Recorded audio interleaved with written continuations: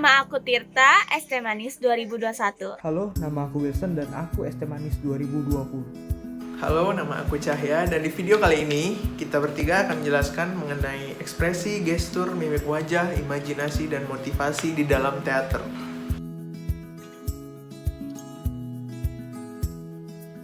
Dalam teater, ekspresi sangatlah penting.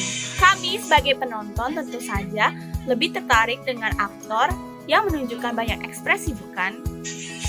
Nah, ekspresi bukan hanya pelengkap dialog saja, namun dengan mengekspresikan dialog yang dibacakan oleh aktor membuat kata-katanya lebih hidup. Ekspresi tidak hanya di wajah, namun juga dari gerak tubuh dan suara. Ketika kita menunjukkan ekspresi yang dalam dan sungguh-sungguh, bahkan tanpa berdialog pun kita bisa menyampaikan pesan yang ingin kita sampaikan. Selanjutnya adalah gestur. Gestur adalah sebuah bahasa tubuh yang memiliki arti dalam berkomunikasi. Bisa disebut juga sebagai bahasa isyarat. Misalnya seperti bahasa tubuh dengan menggeleng-gelengkan kepala.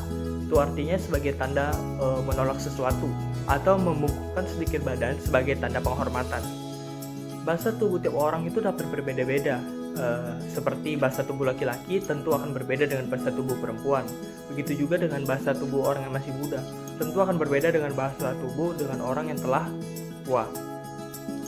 Dalam hal ini sebagai aktor, memperhatikan gestur tubuh itu sangat penting. Lalu selanjutnya adalah mimik. Mimik adalah gerak-gerik raut muka pada pemain dan merupakan pernyataan perasaan yang dilakukan dengan perubahan-perubahan pada air muka. Di dalam pementasan, mimik juga berperan penting. Mimik sangat mencerminkan perkembangan emosi dan memberikan pengembangan peran pada suatu adegan atau juga pada dialog yang diucapkan. Agar mimik dapat berlatih dengan baik, dapat dilakukan dengan cara kegiatan senam setiap hari. Caranya yaitu menggerak-gerakkan seluruh otot pada wajah hingga pegal. Hal ini dapat membantu Anda melenturkan otot-otot wajah Anda sehingga mudah dibentuk untuk menampilkan suatu ekspresi-ekspresi tertentu. Oke, jadi kita sekarang di motivasi di dalam teater. Jadi apa sih maksud motivasi itu? Nah, semua peran apapun yang kita mainkan harus memiliki tujuan dan motivasi. Semua tindakan yang dilakukan oleh para aktor itu selalu didasari oleh latar belakang atau masa lalu dari masing-masing karakter tersebut. Seperti itu. Kita harus mengingat kejadian-kejadian masa lalu si karakter ini untuk memunculkan sebuah emosi atau aksi. Oke, jadi ada tips juga dalam mencari motivasi karakter yang kita perani. Yang pertama, selain kita gali lebih dalam lagi naskah yang kita mainkan, gimana sih tindakan si A di scene 3 bisa terjadi, kita bisa gali lagi di scene 2 dan scene 1, seperti itu. Selain itu, kita juga bisa gali dari biodata karakter yang udah kita buat di awal, dan kita juga bisa diskusikan dengan sutradara atau lawan main kita di scene tersebut.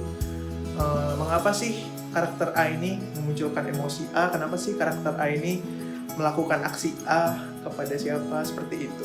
Oke, sekarang kita ke imajinasi. Imajinasi itu adalah metode bagi seorang aktor untuk mendekati perasaan atau pikiran peran yang ia mainkan, supaya ia bisa membayangkan bagaimana dia di situasi karakter yang ia perankan itu. Nah, contohnya ada seorang prajurit perang. Nah, bagaimana sih aktor itu harus mengimajinasikan bahwa dia itu prajurit perang yang berada di tengah perang, yang mungkin terkena panah di dadanya, merasakan rasa sakitnya, merasakan kegaduhan, kepanikan di tengah perang, seperti itu. Walaupun tempat latihannya sebenarnya tidak ada perang. Nah, itu maksudnya imajinasi.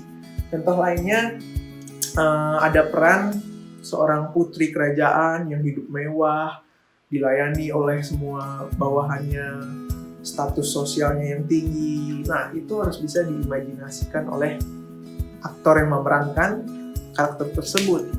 Nah, bagaimana sih cara mengembangkan imajinasi kita terhadap suatu karakter? Kita harus gali lagi biodata karakter yang udah aku bilang di awal.